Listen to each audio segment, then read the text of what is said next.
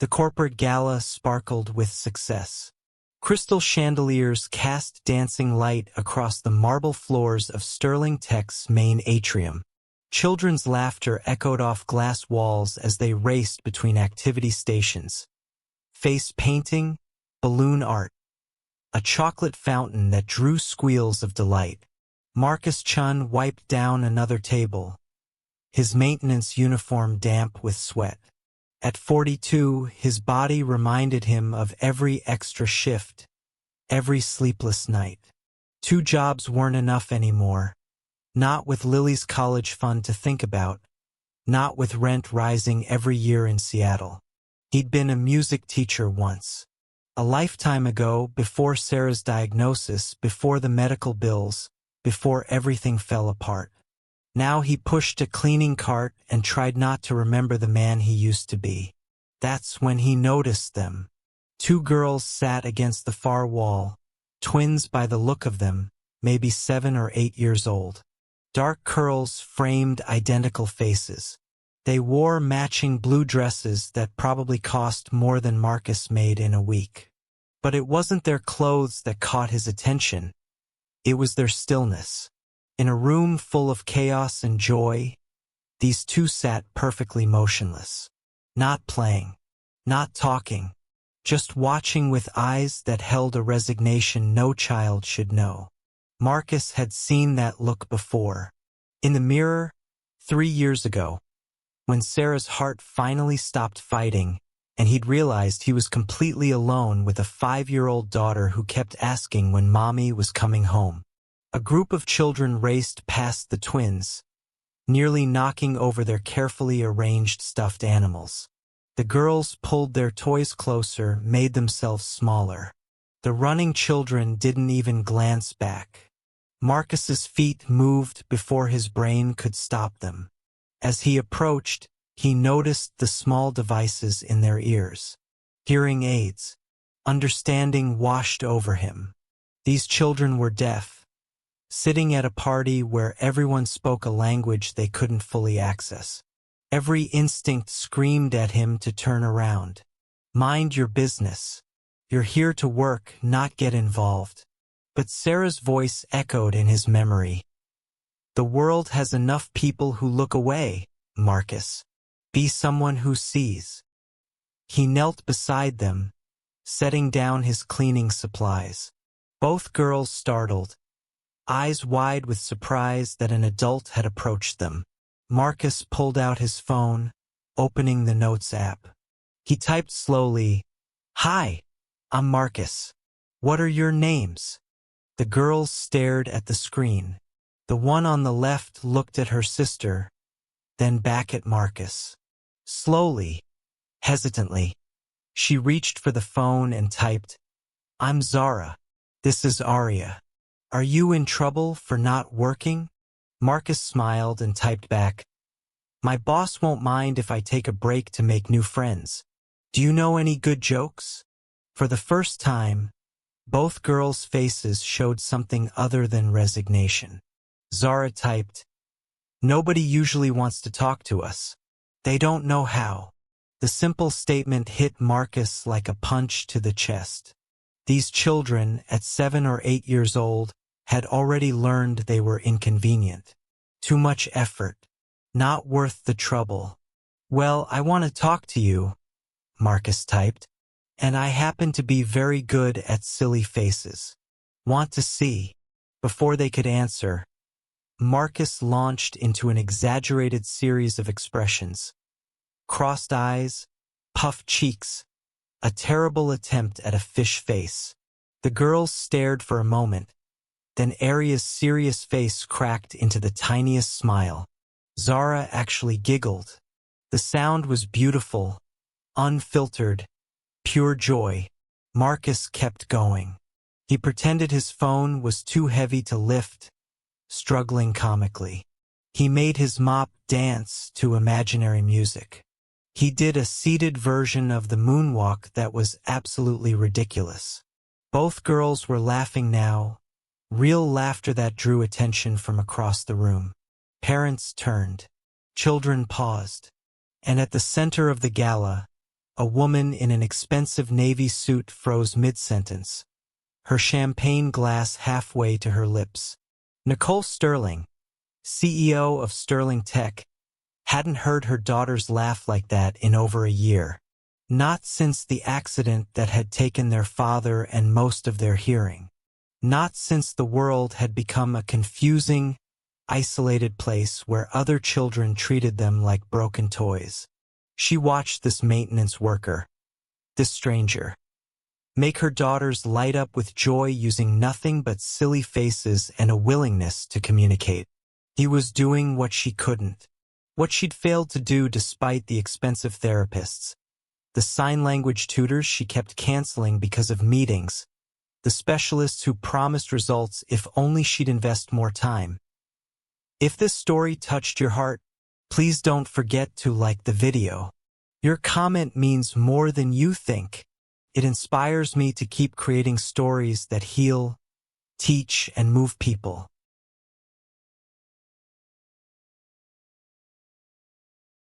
Shame burned through Nicole's chest. She excused herself from the investor she'd been courting and walked toward her daughters, her heels clicking sharply against the polished floor. Marcus noticed her approaching. A striking woman in her late 30s, perfectly styled dark hair, carrying herself with the confidence of someone used to being in charge. When she reached them, both girls' laughter faded. They sat up straighter, smiles dimming like clouds covering the sun. That told Marcus everything about their relationship. "You're communicating with my daughters," Nicole said. Not a question. Her voice was carefully controlled, but Marcus heard the emotion underneath. "Just keeping them company, ma'am. They're wonderful kids. They are. Nicole's composure cracked. "I haven't seen them laugh like that since their father died." The admission hung in the air. Marcus saw the guilt in her eyes, recognized it as the same guilt he carried, the weight of wondering if you're failing the people who need you most. "I'm so sorry for your loss," Marcus said quietly. "A car accident 14 months ago. The impact damaged their hearing severely. They lost their father and their ability to hear the world the same way all at once." Nicole looked at her daughters. "I've been trying to hold everything together. The company my husband built, our home, their care. But I'm failing them. I don't know how to reach them anymore." Marcus understood that feeling intimately. "My wife died 3 years ago. Heart failure. She was 33. Our daughter Lily was 5. For months, I had no idea how to be both parents, how to fill the space she left. I'm still figuring it out." "How do you do it? Connect with them like that?" Nicole gestured toward Zara and Aria. "I just showed up and paid attention. Sometimes that's all kids need. Someone who sees them, who doesn't treat them like they're too much trouble." Nicole's eyes filled with tears she clearly wasn't used to showing. "Would you be willing to meet with me? After the event? I'd like to hire you." "Ma'am, I appreciate it, but please, I'm desperate. I'm watching my daughters disappear into silence, and I don't know how to bring them back."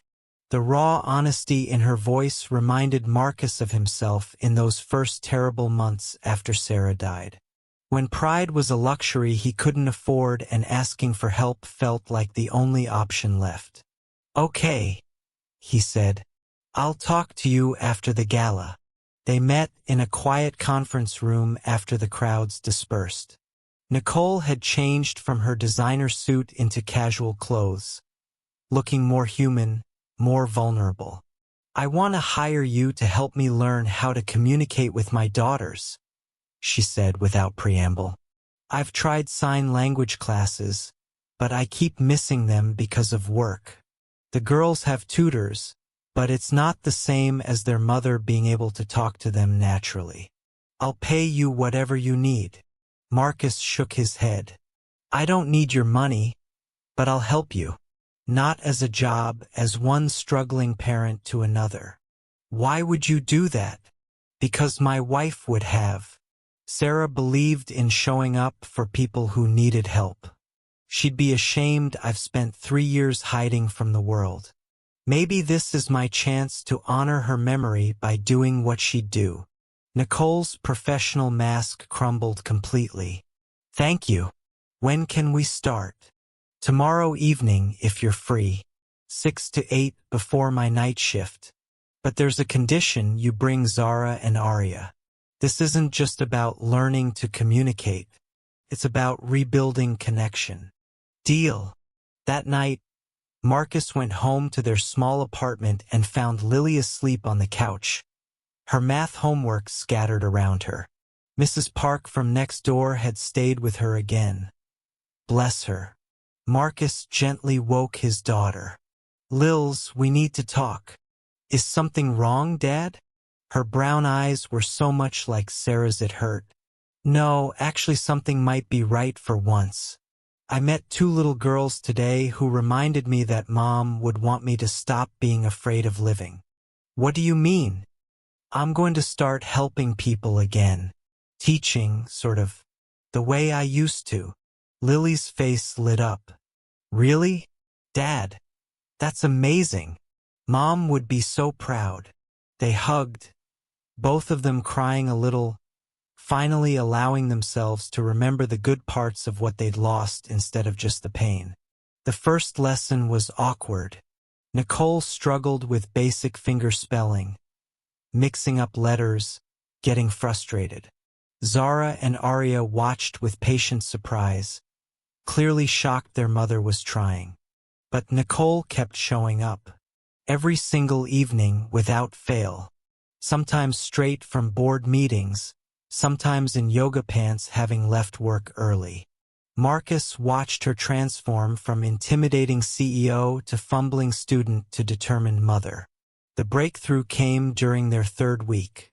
Nicole successfully signed a complete sentence. I love you both so much, and I'm sorry I've been absent. Both girls burst into tears and threw themselves at their mother. The 3 of them clung together, crying and laughing simultaneously. Marcus had to turn away to wipe his own eyes. After that, everything changed. The lessons became less about formal instruction and more about connection. Nicole started really seeing her daughters, not as problems to solve or responsibilities to manage, but as the funny, smart, resilient children they were. For weeks into the lessons, Marcus's situation changed. Mrs. Park's daughter needed her to move to Portland for 3 months to help with a new grandchild. Marcus couldn't afford childcare, couldn't miss work. Bring Lily to the lessons, Nicole said immediately when he explained. The girls have been asking about her anyway. I can't impose. Marcus, you've given me back my daughters. Let me help you. So the next evening, Marcus arrived with Lily clutching his hand nervously. His 8-year-old daughter had become quiet and withdrawn since Sarah died, struggling to make friends, spending most of her time alone. When they entered the conference room, Zara and Aria's eyes went wide at seeing another child. Lily froze, uncertain. Then Aria did something remarkable. She walked up to Lily, pulled out her phone, and typed, "Hi, I'm Aria. This is my sister Zara. Do you want to be friends?" Lily looked at the message, then at Marcus, who nodded encouragingly. She took the phone and typed back, "I'm Lily. I'd like that. Do you know any games?" Zara typed, "I know a lot of games. Do you want me to teach you?" Just like that, the 3 girls were playing. Lily taught them hand-clapping games that worked perfectly in silence. They played charades, which turned into an elaborate game where all 3 were acting out increasingly ridiculous scenarios. They built a fort out of office chairs and blankets, their laughter Lily's verbal, the twins silent but just as joyful, filling the conference room. Marcus and Nicole abandoned the lesson plan entirely and just watched, amazed. I haven't seen Lily like this in 3 years, Marcus said quietly. She's been so sad. I thought maybe she'd just forgotten how to be a kid. Zara and Aria haven't had friends since the accident, Nicole replied, voice thick with emotion. Other children don't know how to include them. They're always alone at school. I thought that was just going to be their reality. They watched Lily show the twins how to play an elaborate imaginary game involving dragons and princesses. All 3 girls were completely absorbed, using a mix of phone messages, exaggerated gestures, and pure imagination. Your dad is really nice, Zara typed to Lily. So is your mom, Lily typed back. She's trying really hard to learn sign language for you. That's really cool. When the evening ended, all 3 children hugged goodbye, promising to see each other again soon. As Marcus and Lily walked to their car, his daughter slipped her hand into his, something she hadn't done in years. Dad, Lily said quietly, can Zara and Aria come over sometime? They're really fun. Yeah, sweetheart. Definitely. That night, after Lily fell asleep, Marcus sat in the dark and felt something he hadn't experienced in 3 years. Hope. Over the next 2 months, the lessons evolved into something else entirely. Family time. Nicole started bringing dinner, and they'd all eat together in the conference room. The children would chatter using phones and makeshift sign language while the adults looked on with full hearts. Marcus and Nicole's relationship shifted too. Conversations after the children fell asleep during movie nights. Coffee meetings that stopped being about sign language and started being about everything else. Shared glances across conference tables. Hands brushing when they both reached for the same teaching material. Neither rushed it. They'd both loved deeply before. Both carried ghosts that deserved respect. But slowly, carefully, they built something new.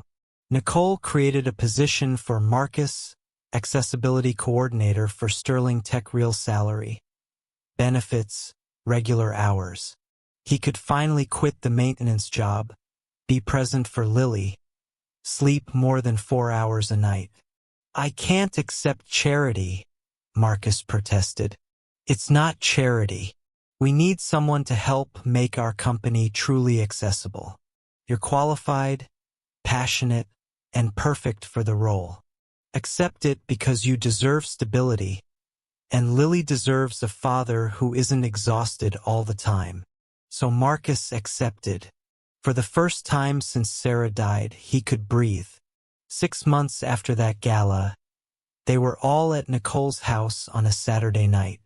The children were in the living room, Lily teaching the twins a card game while they taught her chess. Nicole and Marcus stood in the kitchen doorway watching. I never thought I'd feel whole again, Nicole said softly. Me neither.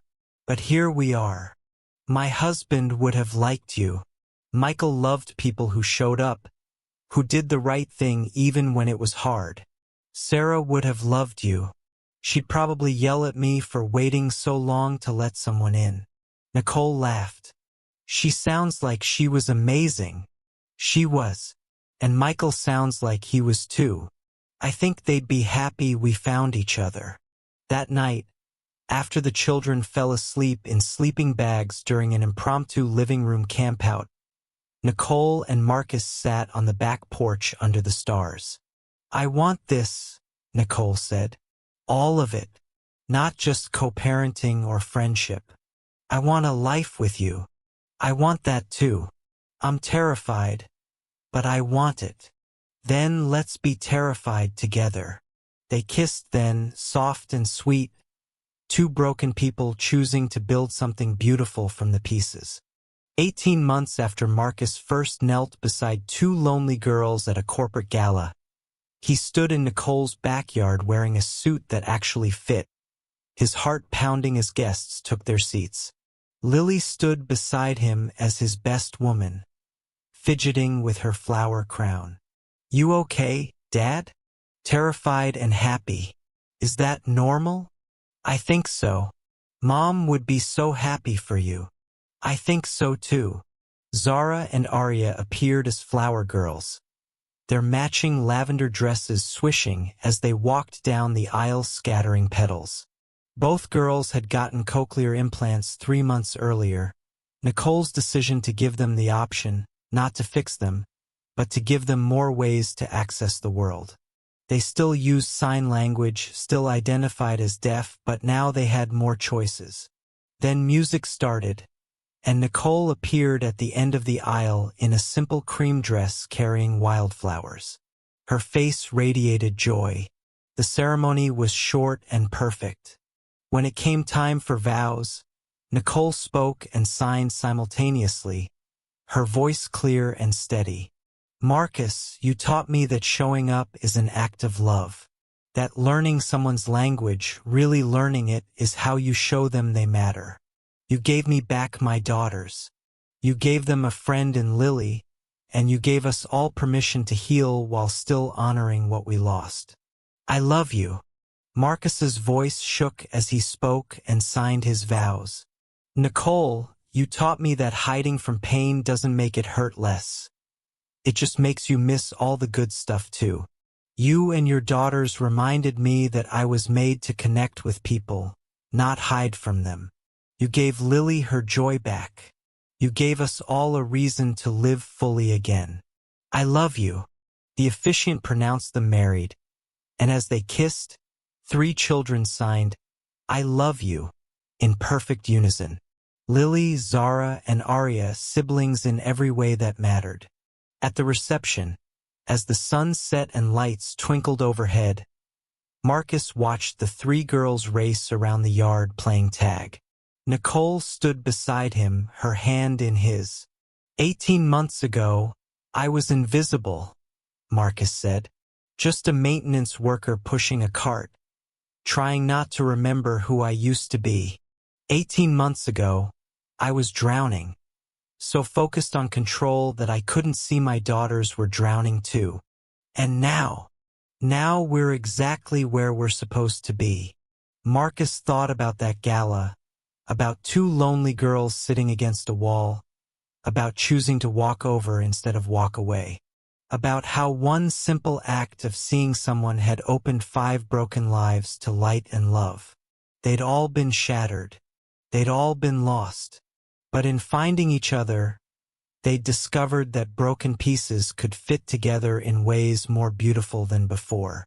Not because they'd forgotten what they'd lost, but because they'd chosen to honor those losses by living bravely and loving fully. As evening faded to night, Marcus pulled all 3 children into a group hug, Nicole's arms around them all. He felt Sarah's presence like a whisper in the wind. Not sad, not gone, just quietly proud. You did good, he could almost hear her say. You all did so good. And for the first time since that terrible Tuesday 4 years ago when her heart stopped beating, Marcus believed it was true. 2 years later, Marcus stood in front of a conference room full of corporate executives, teaching them about accessibility and inclusion. Not just ramps and closed captions, but the deeper work of truly seeing people who are often invisible. It started with 2 girls at a party, he told them. Girls everyone ignored because communicating with them required effort. But here's what I learned. Everyone is worth the effort. Everyone deserves to be seen. And when you take the time to truly connect with someone, you don't just change their life, they change yours. After the presentation, a young woman approached him. My brother is deaf, she said, her eyes wet with tears. I've been avoiding learning sign language because it reminds me that he's different. But your story made me realize I'm the one missing out. Thank you. Marcus smiled. Thank your brother by showing up. That's all it takes. That evening, he went home to chaos and joy, Nicole making dinner while Lily helped the twins with homework, all of them arguing good-naturedly about whose turn it was to pick the movie. This was life now. Not perfect, never without challenges, but full of love and laughter and connection. "Dad," Aria called. She and Zara had started using their voices more, another tool in their communication toolkit. "Lily says your dance moves are terrible, but we told her terrible dancing is your superpower." "It absolutely is." Marcus laughed. "Want me to prove it?" "No." All three girls shrieked in unison, dissolving into giggles. Nicole caught his eye across the kitchen, signing "I love you" with one hand while stirring pasta with the other. Marcus signed it back, then added, "Thank you." She smiled, understanding what he meant. "Thank you for seeing me. Thank you for letting me see you. Thank you for building this beautiful, chaotic, perfect life together." Sometimes the most powerful thing you can do is stop being invisible, for yourself and for others who need someone to finally see them. And sometimes the biggest miracles start with the smallest gestures. A silly face, a willingness to communicate, a choice to walk towards someone instead of away. That's where love lives. In the showing up, in the seeing, in the simple, profound act of saying, with words, with signs, with presence, "You matter. You're worth the effort. I see you." Remember, in a world that often looks away, be the person who sees. Be the person who shows up. Be the person who makes someone feel visible, valued, and loved. Because you never know, that simple act of kindness might just crack open broken lives and let the light pour in.